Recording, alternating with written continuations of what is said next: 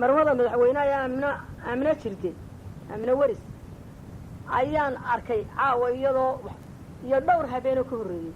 iyadoo saa wuxuu qaybinaysa galbeed saa wuxuu qaybinaysa agoon wax siinaysa danyar wax siinaysa dumar wax siinaysa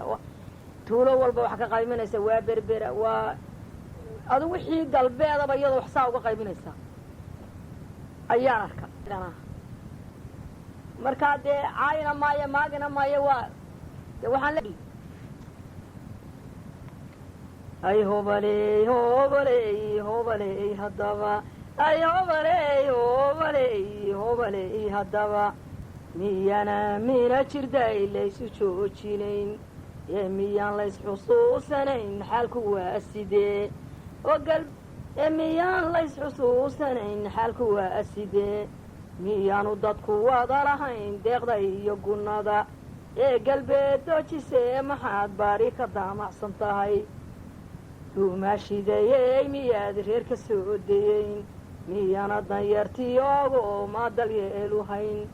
miyana dadka jiidhicsan doorkaaga qaadanayn miyaanad hay-adaha danaynaya soo duwayn oo miyana deeq bixiyayaashii u soo dalbayn miyaanad nagu daahday ee doorkan hawlgelayn miyana dacalada burciyo dooyanayn saraar miyaanad sool waa dambeeyaa sadkiisii hayn gaaradag iyo ceelafayn gaaru sii marayn miyaanad gaab iyo yufliyo xiisu sii gudbayn miyaanad bariyoo dhan bahaydiisa soo arkayn oo ilaan laas qoray miyaanad deeqda laba dhigay